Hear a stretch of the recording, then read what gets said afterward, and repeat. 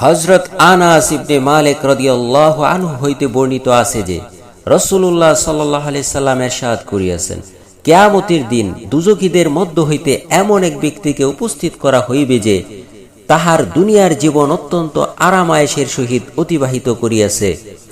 তাহাকে দুজখের আগুনে একটি ডুব দেওয়ানো হইবে।